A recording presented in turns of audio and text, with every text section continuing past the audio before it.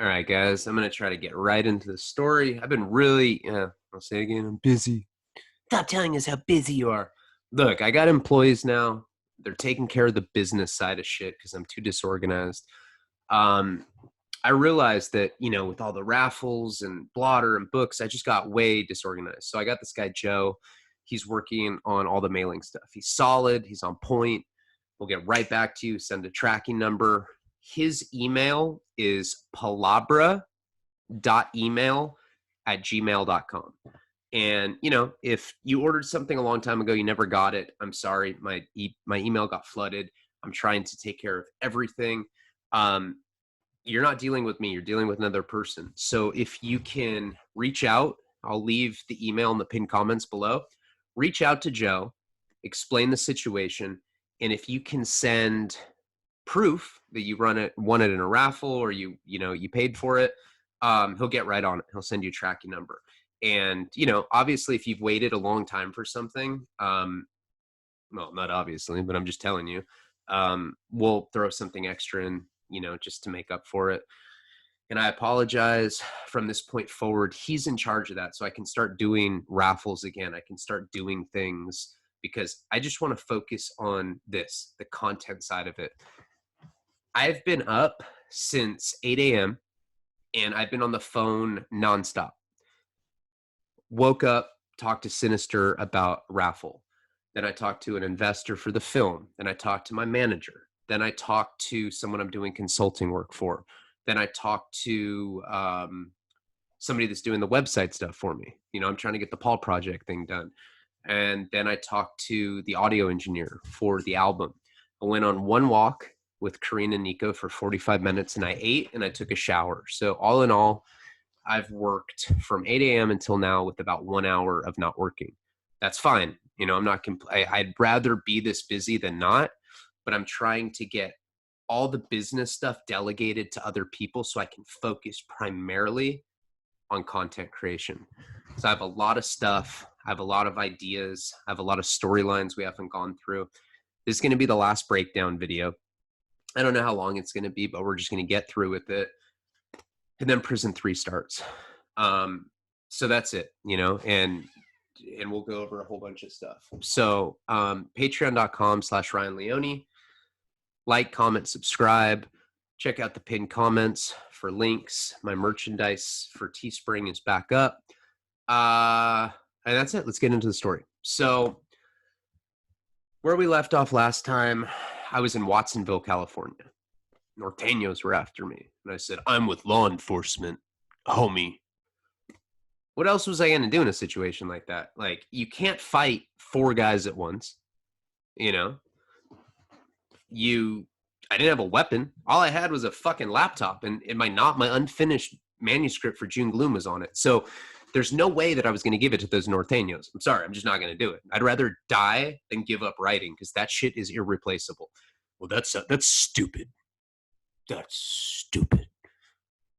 I didn't have a kid back then, by the way. I know my girl was pregnant, but I hadn't held him yet. I didn't know him. Like, now I think before I take risks like that. I'm still a fucking idiot. I still make a ton of mistakes, but I don't think I would have risked my life for a manuscript back then or now if I, having Nico. But back then, that was like I was not going to let them get away with June Gloom. I just wasn't. They sped off, and that's when I called my cousin and I said, Norteños are trying to kill me. And she's like, what the fuck are Norteños? She's like, what are Norteños? She didn't say what the fuck. What are Norteños? I'm like, I hung up and I dropped my pin, hid in a bush. Now, I was in a project-esque area. You could tell it was a project, and it was a bad area. Street lamps were out. There was condoms on the floor that had shit stains on them. I was like, oh my God, so much PM ghetto butt fucking has definitely gone down. And well, at least they're using condoms. They probably got them for free at the needle exchange, It was just a bad area. And I'd already been fighting with my parents and with Karina, but I'm sitting down in this bush and my heart's beating. Eventually, and my cousin's not calling me back. She's like, oh, I'm going to, where are you? Drop your pin. I dropped my pin and she's not responding. So eventually I'm like, okay, they're definitely going to come back with more norteños for sure. That's just how they roll, you know. Uh, they're probably going to go like get more friends and come back and look for me. Whatever the case, I was in danger. I was very scared as I walked down this very dark street back towards the liquor store where my family, I don't even know if they're there or not anymore. That's where I'd left them. I make it to the street and the liquor store's still open. It's like 1 a.m. What kind of liquor store is this? There's like pinatas out front. I was like, what is, where am I? Watsonville's kind of a strange area. It's right next to Salinas. That's like where the Norteño thing started, I think. The minivan's still there. My parents are still there with Karina. She's like, she sees me and she's like, look, just go to sleep. Put on your headphones. I had headphones like this that I always wore. She's like, put on your headphones, smoke some herb, pass out. Let's just go home, Ryan, please. And I was like, okay, but they can't talk to me. And I was like being a child. I was throwing these little tantrums, but they can't talk to me. She's like, fine. So I end up, I took some Xanax as well. I did pass out, and remember, I've been up for a long time. But it was like one of those cat naps, like one of those, the sleep that you get when you're in a car where you can hear voices and noises with your eyes closed, but you kind of get in that limbo where you're asleep, but like you can still hear what's going on in real time. Hard to explain, but if you've fallen asleep in an airplane or a car, someplace where there's a lot of noise around you, I'm sure you know what I'm talking about. We get back to Santa Barbara, get back to Jeff's, and I wake up tired. I got like this half sleep that I was just talking about. And that was good. Red line. Links in the bio. So Karina's like going upstairs to go to sleep. And I don't remember what I was doing. I think I was working on website stuff for the Prodigy Foundation, the nonprofit that I was trying to launch with the event. I know the event's not going on now. And, Max had pulled out. He had said, I'm not going to pay for it. You're going crazy. You're on drugs. You're on methamphetamine. I was not on methamphetamine. When I'm on methamphetamine, I turn into a pervert. That's all I do. Whatever it is. I certainly don't try to plan events. I'm too busy masturbating or doing weird shit. So that's not what the case was, but we get in this big fight about it. The flyers were already printed. The billboard was already up. The newspaper was running an article about me. It was coming out the next day. All the other magazines and stuff had started to come out. And I don't know why, but I get this idea in my mind because I'm thinking about the guys in the suits that had taken the picture. I'm like, that must mean that Karina's cheating on me. That's what that means. So I go up to her room. I have this on footage, but I don't know why, but we have this on, it is in the documentary. I go up and I go, she's sleeping. She's pregnant, sleeping. And I go, hey. It's like how I wake her up. I'm like, hey. She wakes up. She's like, what? And I'm like, I know you're cheating on me. She's like, what are you talking about, weirdo? I'm like, now I know why they had a digital camera. Because you're a whore. Straight up. Let me see your cell phone. She's like, what? And I was like, let me see your phone. And I snatch her phone and I find she had written a message to Zach. I don't remember what it said exactly, but it was like something to the effect where she was communicating behind my back, like telling him what I was doing, like, yeah, he's going crazy. Like, I'm not really sure why, but like in my mind, I'm like, she's fucking Zach, which if you ask Karina that, she'd start laughing. That's not what it was. I think that email too was from before him and I had the falling out. I think that because I used to be like, hey, email Zach this, but I took that as she was fucking Zach. So I grab her phone and I start running away with it. She comes after me and she tries to grab the phone and I tumble down the flight of stairs. She didn't push me. I fell just because of like us like having a tug of war with the phone. So I roll down this set of stairs and I just like, I like it's like super dramatic. I'm like, doo, doo, doo, and I'm just like, I'm like, I'm paralyzed. And she's like, you're not paralyzed. I'm like, you bitch, I can't move. And she's like, get up. And I like do a push up and I'm not even injured. It's like, well, attempt to paralyze, you fucking bitch. She's just like, you know what? I can't do this. You're a psycho. You are a psychopath. You're a psycho. I'm like, huh, at least they don't attempt to paralyze people, you fucking slut. Go email Zach. Go email the guys in the suits. What about that? And she's just like, all right, dude, I'm out of here. So she calls her dad. It's like the middle of the night. And she's like, I got to get away from this guy. He's psycho. And her dad is like, did he hit you? And she's like, no. But I try to paralyze him. He's like, damn right. No, he shouldn't say that. But so her dad comes and gets her in the middle of the night, leaves me alone. I'm alone. And I'm going crazy.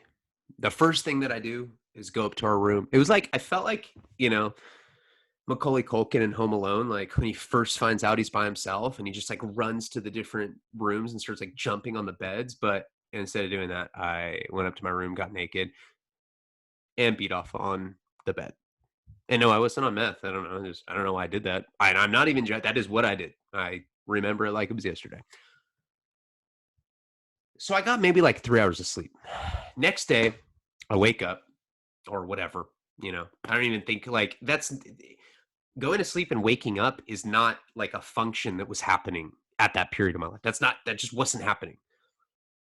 It's like I was on meth, it was like cat naps and like I'm barely awake and I'm not really sleeping, kind of like living on energy drinks because I'm just so hyper stimulated.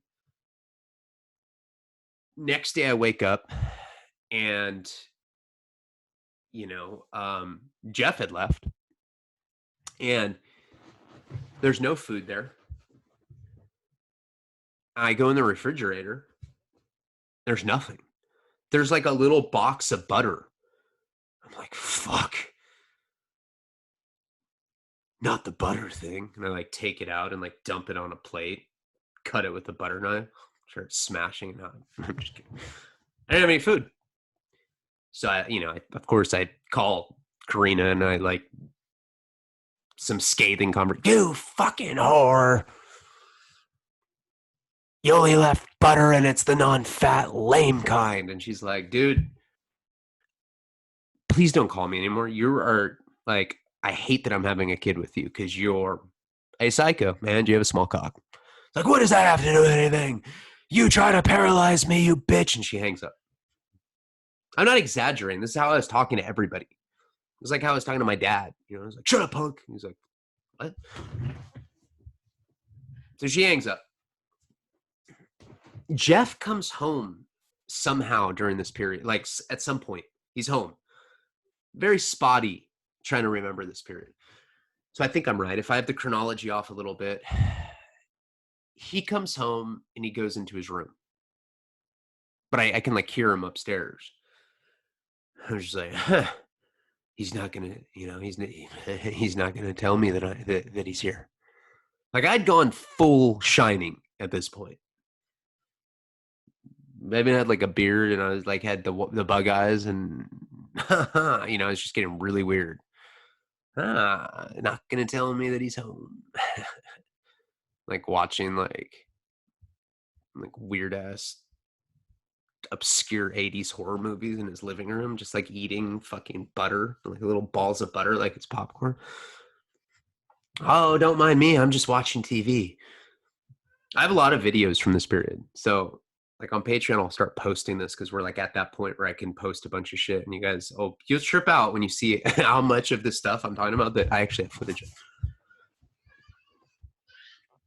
So finally, Karina calls me and she's like, hey, I feel bad that you don't have food. do you want a Subway sandwich? And I was like, yes, meatball. And she's like, okay, okay.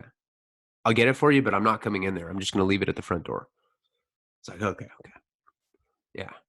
Yeah. I'm like looking upstairs. I can hear Jeff. I'm like, all right. At this point, I'd lost about 30 pounds. Right. I'm like sucked up. I posted a picture in the last thumbnail of like what I was looking like. And I'll post some videos even on regular YouTube of the breakdown period. So you guys can see how fucking crazy I looked. Patreon, I'll put a shitload of stuff, but I'll even put some on YouTube. I don't usually put that kind of content on the channel, but I'll do it because in this case, like I can explain how psycho I was, but I don't think you can really know unless you see. When you see it, you're going to be like, oh my God, that guy is a lunatic. I'm not GoFunding that fool anymore. So Karina ends up bringing me this meatball sub. She tells me it's there, and she leaves before it's like I can even open the door and grab it. I was like, I'm like so hungry, you know? It's like saliva just like spewing out of my mouth. Like, I'm like holding the meatball sub like it's a dick or something. You know, it's not even like a sub. I don't know. I was getting on some weirdo shit, right? Like sniffing it, and then I just like sniffing it like a cigar. I'm like, I'm grunting. Seriously, no way am I exaggerating any of this. Put on the table. I go to smoke a cigarette outside. I'm looking for the guys in the suits, convinced that they're going to come back. Go back inside. Subway sandwich is gone. I'm like, oh, Jeff's trying to starve me. This is what I'm thinking. I go upstairs and I just swing his door open. There's my meatball sub, you fucking bastard. And he's like shaking. Because Jeff knows that I was a bitch most of my life. You know, I just was. It is what it is. I was scared of fighting when I was in high school. I just was not with it. First time I went to prison and came out, I got beat up a few times. And it's weird. When you get beat up a few times, like badly, I'm not talking about like you get punched and you're like, oh, fuck, I lost. I'm talking about like Fight Club style beat up where like blood's like oozing out of your mouth and you're just like, you look like, you know, that kind of beat up. You lose a tooth, shit like that. It toughens you up because once you're not scared of getting hit anymore, you realize that, oh, all right, well, this isn't scary. Then you learn how to fight a little bit and all of a sudden you're like, holy shit, that's pretty easy. Pretty easy to be able to fight decently. And it's not that hard. You watch a fucking YouTube video and learn how to do it in like a couple weeks, you know? At least how to throw decent punches and how to throw jabs and all that kind of stuff. Jeff had seen me go from like straight bitch to like somebody. He's told me this. He's like, when you got out of prison, you're a different person, more aggressive, more violent. I see red like that. You know, like I can't control it. That's something you see a lot with convicts. I'd say if you do like over 5 years, that's like the mark. Like if you're under 5 years, like if you do county time and stuff, it's going to fuck you up a little bit. Like if you do a lot of county time, like years. But if you do like 5 years straight of incarceration, it's impossible to come out without being super affected by it. And one of the things that it did is it makes me go from 0 to 100 like that. Like a trigger word.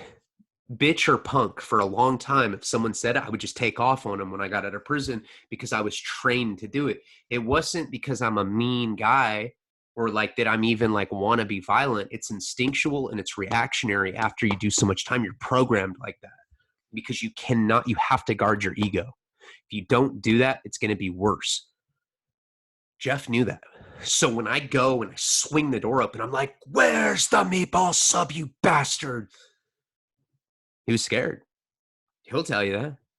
because he didn't know what I was capable of. He didn't know if I was gonna fucking do a mall massacre or something. I'm when I'm mad, I'm fucking scary mad. You know, I'm like stepdad that coaches t-ball mad. I don't know, drunk stepdad that coaches t-ball mad. So he's just kind of like stuck. And Jeff's not a pussy, you know? Jeff's been in plenty of fights. I've seen Jeff get in a fight and get headbutted and get his fucking front tooth knocked out. He got headbutted at a party in high school. I was on acid when it happened too, and I was like frying, and I was watching him. He was like on this hill, right? Like he was like on the top of this hill, and he went up to this guy Ben. It was like big, and he was good at fighting, and he was kind of like I don't know. He just beat people up all the time. He's like one of those kind of guys. Jeff is all wasted at this party. Because remember, I talked about this in the last video. If he has like 1 or 2 beers, he's like, he just gets ridiculous, you know? And he went up to that guy and he's like, you know what? Fuck you, fool. You know, just like, and Ben was like, I don't want to fight you, Jeff. You're just drunk. And Jeff's like, you don't want to fight me. Just spit in his face. And Ben was like, what the fuck? And, you know, they just started fighting. Ben headbutted Jeff and he hit Jeff right here. Jeff, like, blood was just fucking face looked like it exploded. Looked like his face was a tomato. And when he got headbutted, it like smushed it. And like, you just saw like blood. I don't know, maybe it was the acid, but you saw blood go. Psh. And then he like did these cartwheels down this hill. It was like one of the gnarliest things I've ever seen.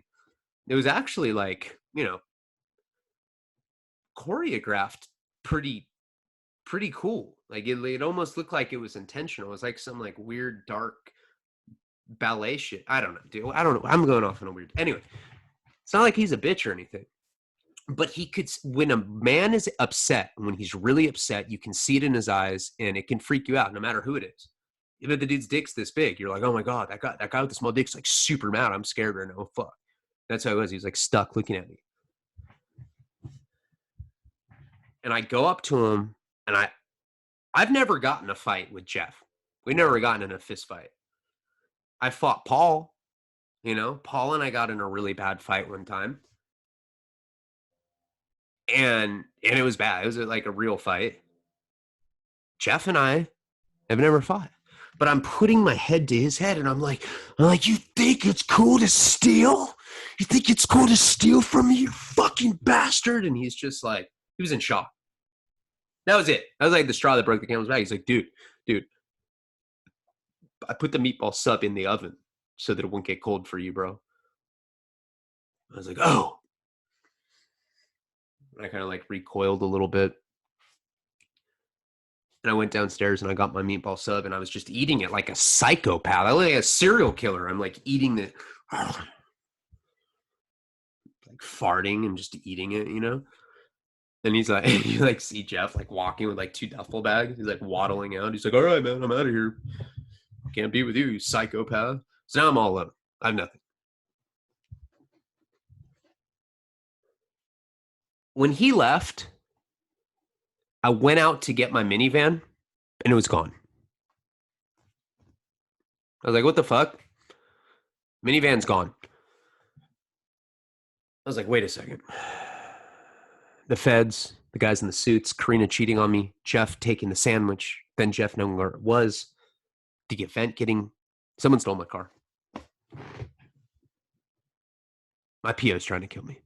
I was convinced, you know, and it was the kind of like, I was so convinced that like chills went down my spine, petrified, because I was like, oh my God, my PO's he's gonna kill me and he can get away with it. And I was like having like these like insane visual like imagery of like my PO, little fucking ugly motherfucker that he is, dragging my listless body like off like a lake dock and just like dumping me and be like, ha, no, another junkie gone. Nobody will come looking for you. Ha ha ha.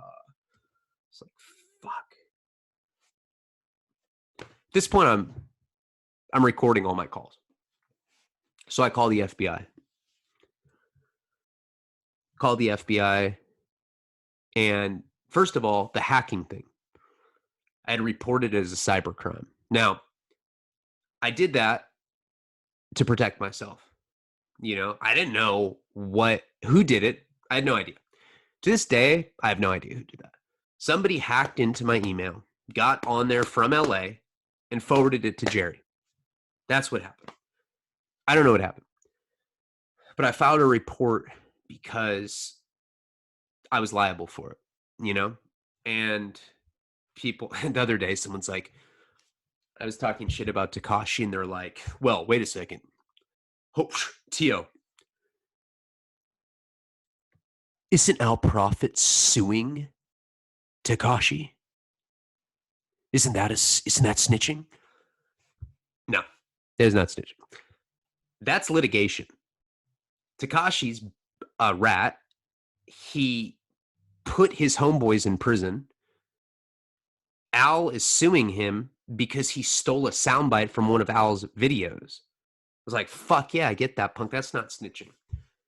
When somebody breaks into your car and you call the cops and make a police report, it's for insurance purposes. When somebody hacks into your email and potentially it's going to fuck up a structured contract that you have, you have to fucking report. You have to make a file. You have to file it. You have to. It's not like I said any names. I didn't say like, oh, I think it's Zach. It wasn't anything like that. I just said, hey, here's my IP. This is my Gmail. I'm making a report that on this date, this happened. There was stuff from my case in there. There was stuff with the contract. First, I thought it was Zach. And then after I saw the people in the suits and after my car was missing and my parents said they didn't take it. They're like, we didn't take your car. I was like, fuck, it's the feds. And I was convinced that my PO had hacked my email. And that he was showing Jerry that because somehow he was trying to sabotage my career, get me locked up, and fuck my girlfriend with his friends in suits. Like all at the same time. Live stream. So I called the FBI. Some woman picks up. She goes, yes, Federal Bureau of Investigation tip line. I'm like, okay, hi. My name's Ryan Leone. You may have heard of me. I was supposed to go viral about 3 or 4 days ago. I haven't yet, but not saying it won't happen. I'm an activist. I'm a best-selling author. I have film deals. I need to report a crime. And she's like, okay, well, what kind of crime? I'm like, it's a long story. Can I explain the whole thing? She's like, sure. So I go into the whole thing. And you know how I am. It's like a 2-hour-long thing. I'm like, I'm going off on tangents. I'm like, well, let me tell you about Takashi. Personally, I think that motherfucker deserves everything he's got coming. He's a rat. I'm just going off on weird tangents, right? And a couple times she's like, what's the point of this call, sir? I'm like, hold on. What was I talking about before you interrupted me? She's like, I don't know. You were talking about how, you have some video and 4 of your Facebook friends. Exactly. So I got 4 people to share it. It might go viral. She's like, the point, sir. I'm like, the point is this. The point is I think my federal PO is trying to kill me. How do I get a restraining order against him? How can you guys help me? Because I think he's trying to kill me. You need to get me a new PO. What do I do when one federal agent's gone rogue and he's after me because I'm a criminal? She's like, I don't, sir, are you all right? Are you on any mind altering stuff? I'm like, no, God. And I'm like yelling at her. Anyway, I make this report. Basically, the report was pointless because I had nothing to report. I just said that I thought that maybe somebody was trying to kill me because my car was missing and my PO said that he was going to shoot me. So I thought that maybe because he was going to shoot me, that maybe he stole my car, and maybe because the federal agents came and then Karina had cheated on me with the guys in the suits, that maybe there was some connection and maybe just maybe I had to get a different PO. And she's like, so, can't you just put in a request to get a new PO? And I was like, oh, I didn't even think of that. Sorry for wasting your time. You have a good rest of your day, man. So I made this call. I posted it on social media. I turned it into an MP3, put it on Facebook, got like 2 likes. One of them was like from some like fake account in like fucking Indonesia. It's like some Indonesian kid, like those accounts, like different. It's like hieroglyphics and shit. And you're like, it's not a person, it's a bot. And then I went on my email and I emailed that MP3 to every single person in my contact list. Now, a couple of my contact friends or my convict friends were like, they called me and they're like, Ryan, let me tell you something. Anytime you call the feds and you record it like that and you sound as fucking psychotic as you are, you're asking to go to jail, buddy. It's not how you do it. And I was like, well, what am I supposed to do? They're above the law. And, everyone's like, dude, you're blowing it. You don't do that. You don't call the feds on yourself. You're going to get fucked. You're going to be in jail soon. Like, whatever. So them telling me that just made me more paranoid. Then I just have this revelation. It's all coming crashing down. The event's not happening. Karina left me. Who knows? I'm going to court like in like a week. I'm probably going to jail. So I start doing Facebook Lives. I put on like a white hoodie. And I'm like, hi. I look like some like news report. I'm like, hi, I'm Ryan Leone. I'm here to explain my side of the story. You used to like see all these people, on Facebook Live, you can see people coming onto your live, and it like people are saying stuff like, you need help. Oh my God, sweetheart, you're losing your mind. And I'm like, no, I'm not. Everyone's trying to silence my message of prison reform. Like I'm more and more Mall Massacre-esque at this point. But I start doing this series of lives, and I still start saying the whole thing, telling my entire side of the story about the pimping and pandering, about Karina. Well, yeah, I'll forgive her. She's my baby mama. We can still be friends with benefits. I'm saying shit like that. Like, I just sound like a total scumbag. Everybody's kind of like talking shit to me. Now, I had gotten an Airbnb for the event. Huge mansion I got for like $400 or $500. Some of my friends that I did time at Oxford were flying out for the event. They were all flying in that weekend. So this is a Thursday night. I called this guy, Tyler. He was one of the filmers that Zach had been using.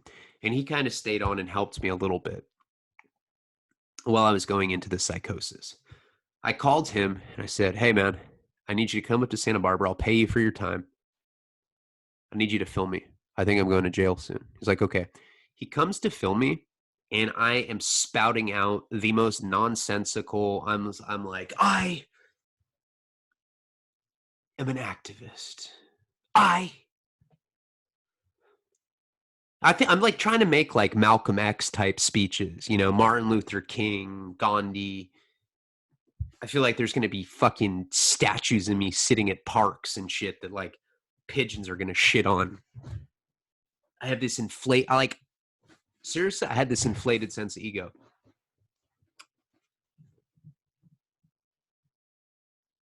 And Tyler's like, dude, I gotta go. It was clear to him that I was in the state of some sort of manic episode. So he leaves. Thankfully, we got that entire little weird freak out on film. I'll put that on Patreon, that final interview that I did with Tyler. I just sound like such a weirdo. The stuff I'm saying is so weird and out there. I'm all alone. The next day, my PO calls me. I was like, stop calling me. I've already put a report with the FBI. They said that if you talk to me anymore, you're going to jail, motherfucker. Like, Ryan, we're just trying to get you help. I'm like, fuck you. Hang up on him. I'm talking to Nick. I'm talking to Jim. I'm talking to different people that are trying to convince me to go get help at like a psych ward. Like, I'm obviously something weird's going on. I continue to do these Facebook Lives. That night,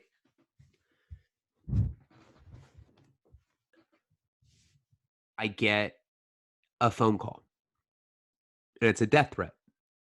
Somebody calls me, and they're like, "You're a fucking piece of shit.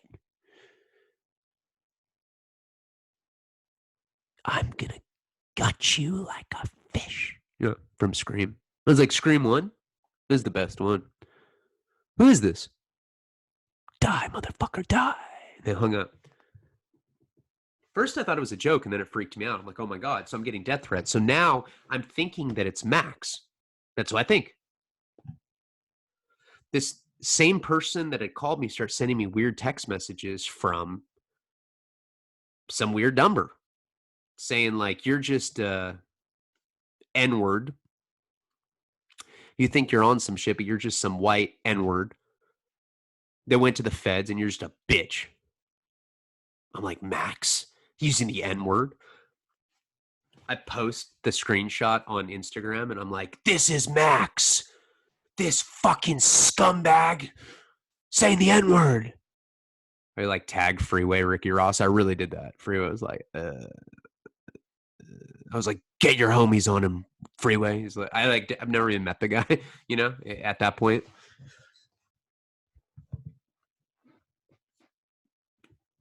That night, I Jeff comes back. He's like, "Dude, what do you need?" I'm like, "You need to take me to the police station, and I need to tell them that if anything happens to me,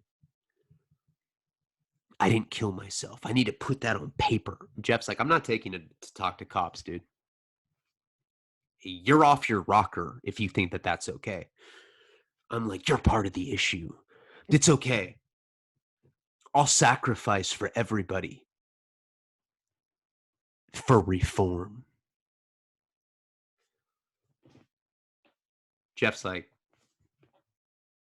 "Dude, okay." So he takes me to the police station. Now, I already know that the cops are going to be weird to me. So I have my phone and I have it out and I'm recording. I go up there and I buzz the little thing. Like, "Yes, sir." I'm like, "I need to make a police report." And they're like, "For what?" I was like, "On myself." They're like, "What? For what?" And I was like, "Because if I die,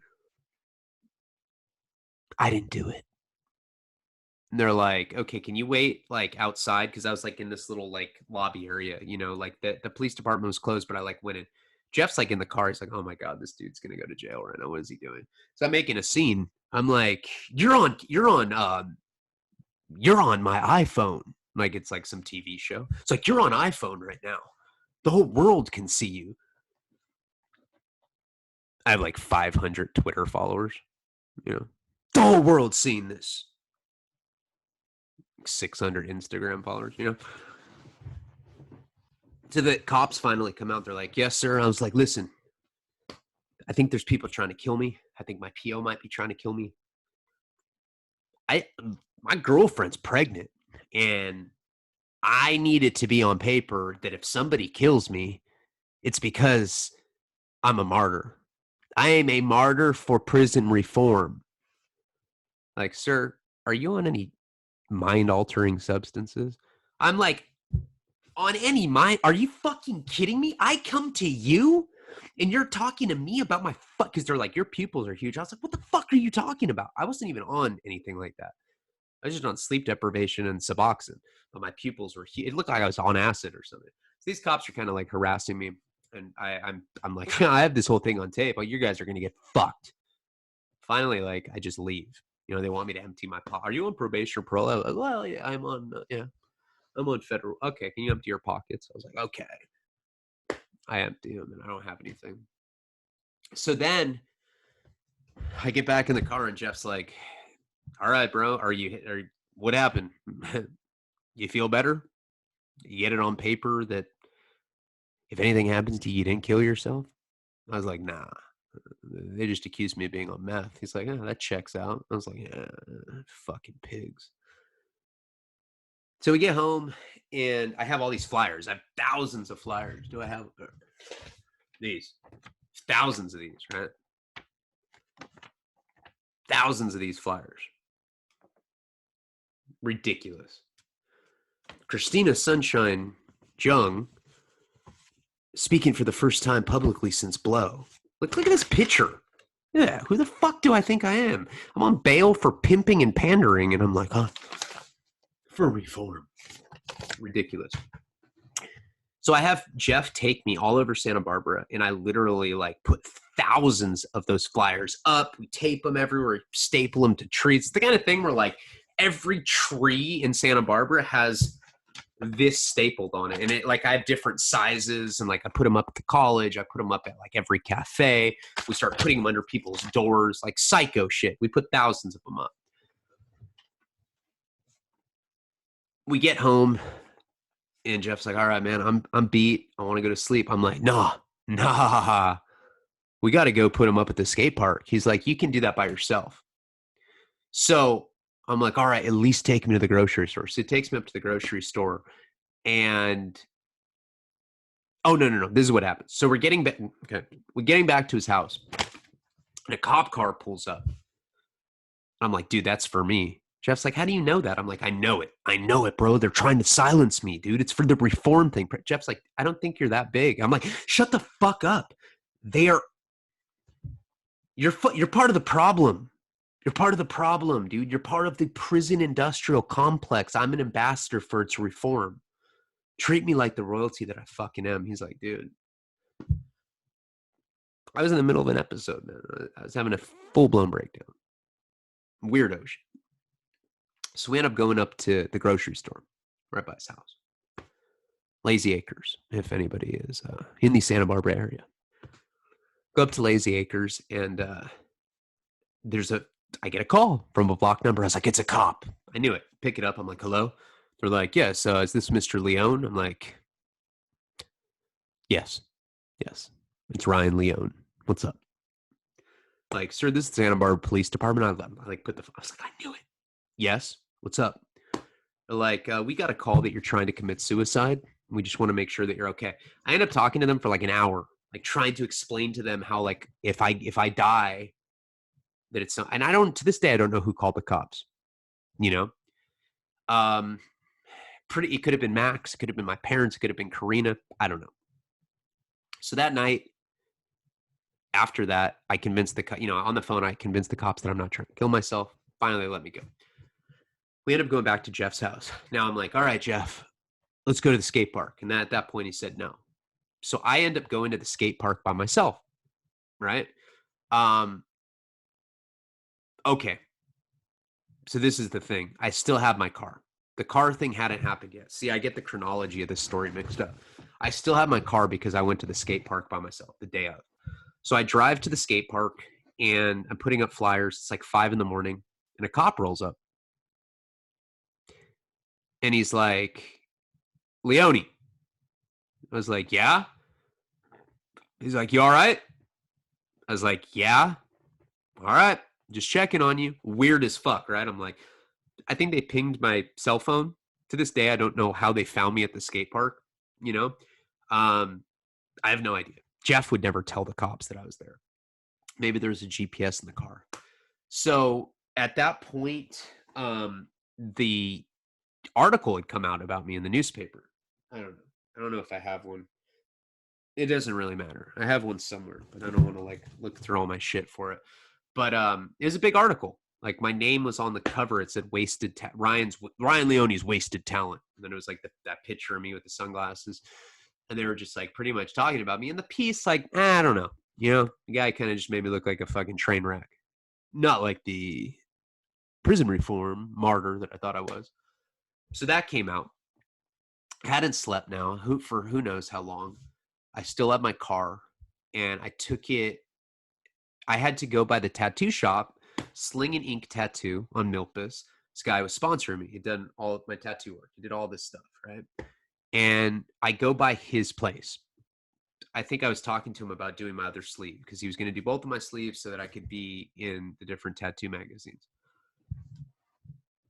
I go see him, right? I haven't slept. And I remember talking to him and then leaving. Now, his tattoo shop is located like adjacent to Santa Barbara High School, the high school I went to. Right as I'm leaving, it's like lunchtime for the high school. I see like 200 kids crossing the street and they see me and they all start looking at me weird. And I'm just kind of like walking back to the minivan. They see me and they all kind of just surround me, like about 40 of them. And they're like, hey, man. And I'm like, I swear to God, it was the first time in my life that like a bunch of people recognized me at once, probably just because I was just in the newspaper. I had that huge billboard up and I had like every tree had my fucking, you know, and they're like, oh, hey, man, you want to smoke a bowl? And I'm like, yeah. I fucking hit the pipe. They're like taking pictures of me, like tagging, like, yeah, look at it. I'm with Ryan. He's like 32 smoking weed with like 17 and 16-year-old kids. They were like drinking beer and they like handed me one. I was like, I don't do that. I'm sober. And I left. But I remember that was a really weird feeling because they recognized me. To this day, I don't know if I was tripping or if they really did all recognize me. I don't know. I don't really know what happened. But it was trippy. Then I go back to Jeff's house. Now I had friends flying in from the Midwest, like I said, and I was talking to them, and they're trying to be my voice of reason. They're like, "Look, we'll be there tonight. Everything's going to be fine." Because I'm like, my PO's after me, the cops are after me, people are giving me death threats. I get in this nasty public dispute with Max and his girl. I'm saying all this fucked up shit I don't mean, really mean fucked up shit that I don't even mean about them. And he's saying fucked up shit to me. I get back to Jeff's and now he left again. You know, he'd come and leave, and now he's gone again. So I go and I try to get some sleep. That's when my van got taken. And I called my parents, I'm like, did you take the van? They didn't take it. So now I was really paranoid. Now I'm tripping out. So I'm walking down the street without a car. And Jeff lives on the same street as the local, or he did then, as the local Santa Barbara News, like the local station. So I went up there and walked all the way to the station, which is on a street at like the top of this big hill called TV Hill. And I buzzed the little intercom. They're like, yes, KEYTL, whatever it was. And I just gotten into it with the local radio station. There's so much of this story that I don't remember, and it just really doesn't matter. I'm just trying to get through when we get to the prison shit. But I basically tell them, I'm like, hey, yeah, I was just in the newspaper. You may have seen me. Trying to give you an exclusive story about how the feds and the police are trying to take me down. They're like, oh, cool. Yeah, just, email us and like, we'll put you on TV. I was like, of course, I'll have my manager do it. Throw my Ray-Bans back on and I leave. They wouldn't even open the door for me because I probably sounded like the mall massacreist that I sounded like at the time. I was a weirdo. I was all emaciated. Walking down the street. Now, I had not slept or eaten in days at this point. I'm sucked up. My eyes are huge. And I just hear.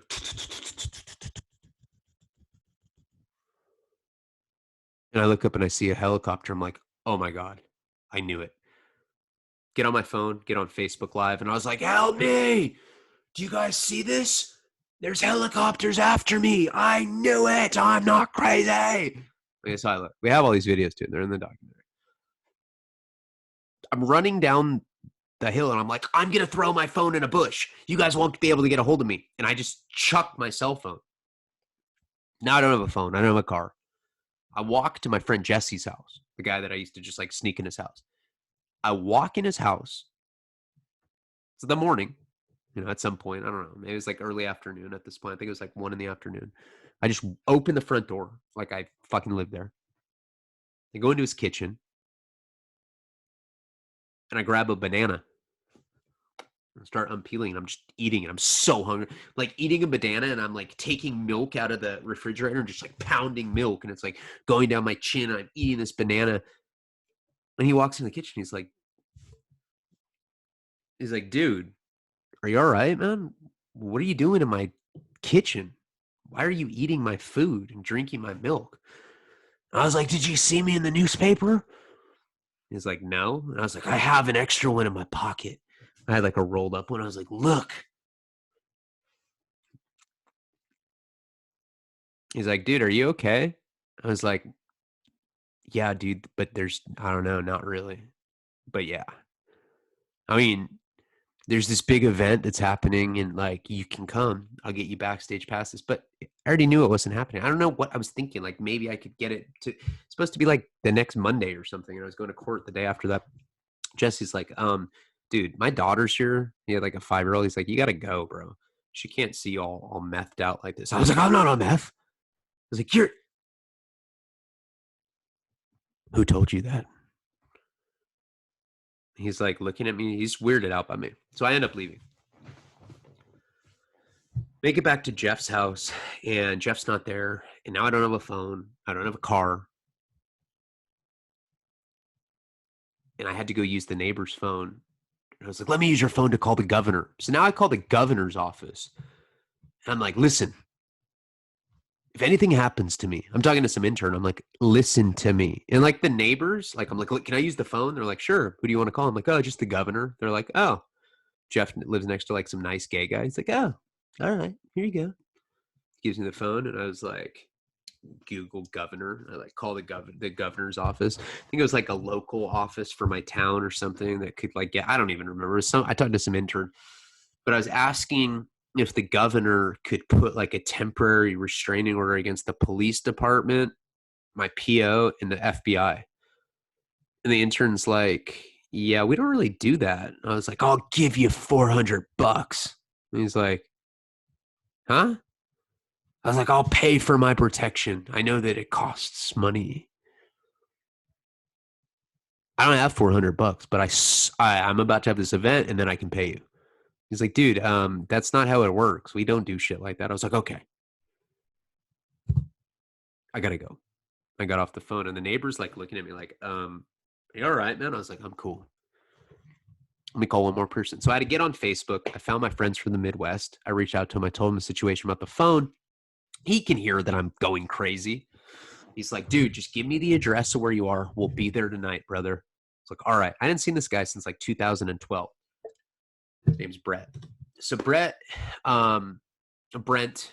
he he's like he shows up finally at night and I'm just like pacing and I'm freaked out and I'm hoping that the governor comes through. I'm like, okay, the governor might come and save me.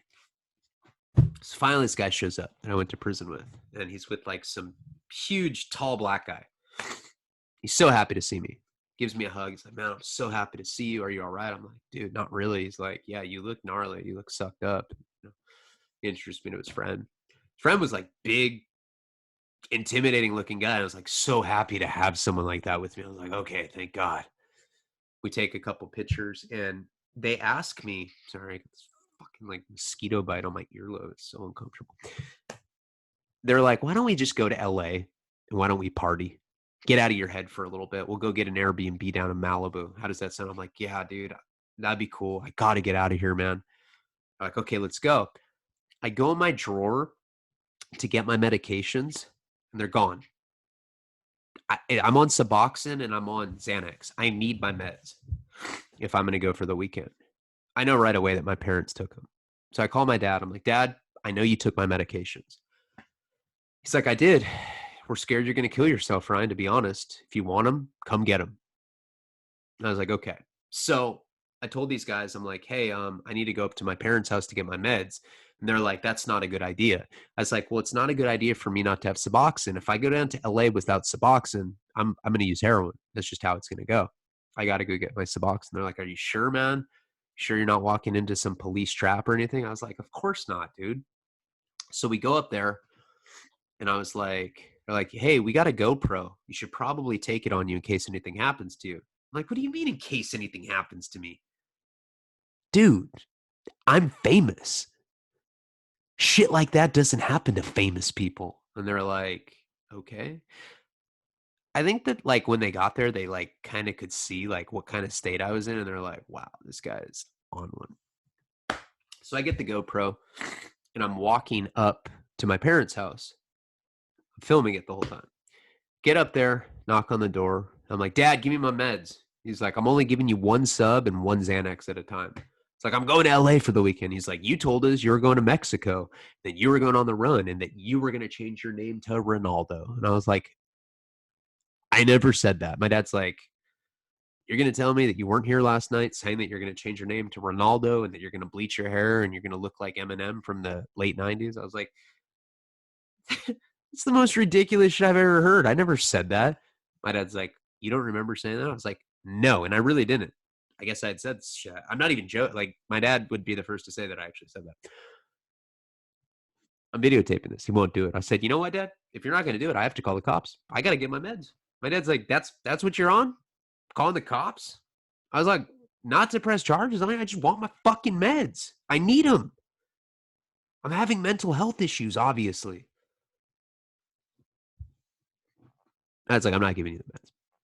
And now listen, I am in like a course of a week, I've called the FBI, I've called the governor, I've called the cops like twice.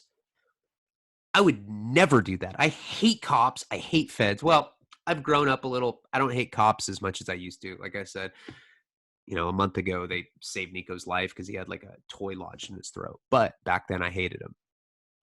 So I go down and I call the cops and I tell them that, hey, my name's Ryan Leone. You may have read about me in the newspaper this morning. This is the situation, guys. I'm not trying to press any charges, but I'm going to need my medication back, and my parents won't give them to me. I'm 32. I just want them back. Like, okay, sir, where are you? I give them the address. Now, I go down to the car. I got the GoPro on, so all of this is recording. We have all of this on tape. I go up to Brent, and I'm like, hey, man, yeah, the cops are coming to help me get the medications. Brent's like, yeah, we're out of here, dude. Like, we'll come back. Because I didn't have a phone, remember? I get thrown it because I thought that, like, the helicopters were tracing me. He's like, we'll just come back in a little bit and come get you. We're not trying to be around cops. I was like, okay, they can't do anything. I'm above the law now. That's what happens when you have a following. 500 Twitter followers. He's like, all right, dude. So I walk, and then my neighbor comes out, and she's like, hey, Ryan, how you doing? I'm like, hey, did you see me in the newspaper today? She's like, no, I didn't. I was like, hey, I have a copy. I'll give it to you. She's like, that's okay. I can get one. I was like, okay.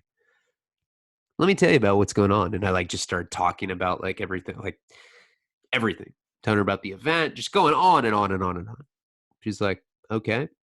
I think she could tell that I was going crazy too.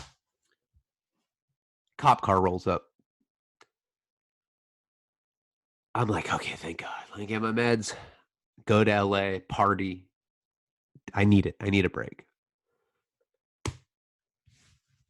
Cop car rolls up. I'm like, hey, waving him down. I'm like, hey, guys, thanks for showing up. Get on the ground. I was like, whoa, what the fuck? I was like, what do you mean? And they're like, get on the ground. And I'm like, dude, I called you. Get on the ground. I'm like, dude, I called you. They're like, get on the ground. I'm like, dude, what the fuck? And I have the GoPro. So we have this on camera. Like, what are you doing? And they run up and cuff me. And I'm like, why am I getting cuffed? Why am I getting cuffed? They're like, we'll explain all that in the car. I'm like, am I going to jail? They said, yes. I hate asking that question when they say it. So I was like, no. It's like, Dad, how could you do this to me? You set me up, you motherfucker. And my dad's just coming out of he just comes out of his house. He's kind of just looking at me sad. It was like a scene out of Blow or something. It sucked. I'm screaming at the top of my lungs, help me! Like hoping I'm being kidnapped. They put me in the back of the car. And they're like, yeah, you have a federal warrant for your arrest. I was like, there must be some sort of mistake. I'm a prison reform activist. I'm a writer. I have an event coming out. Did you read the newspaper today? They're like, yeah, bro, your federal PO put a warrant out for your arrest. You've had one out for 24 hours. I was like, and that was it.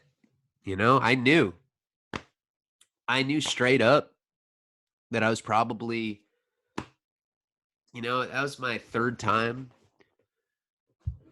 going to prison. And I don't know. You kind of just know sometimes when you get arrested that you're not getting out for a really long time. And I didn't. And I had no idea what was ahead of me, but it was horrible. The third prison term was a nightmare. Riots. I got hurt. I got beat up a bunch of times. Like, it was just a fucked up term. And you got to know the state that I'm going into jail right now, in full blown psychosis where my ego's about this big. That's not good for jail. Are you guys happy? Now we're done with the breakdown series. And we'll get into the third prison term. That's probably like 60 videos. There's a lot. I went to, a lot happened in the time. Thank you guys. I appreciate you. I'm really trying to step it up with the Narcan thing. Look out for announcements for it because things are moving this week. I'm putting a lot of energy into that. And I got these people working for me. So everything's going to start working with more efficacy. Remember, Joe, my new mailing assistant, he's a really solid dude. His email will be in the pinned comments. Please like, comment, subscribe. Check out patreon.com/Ryan Leone. And next time you see me, I'll be in jail.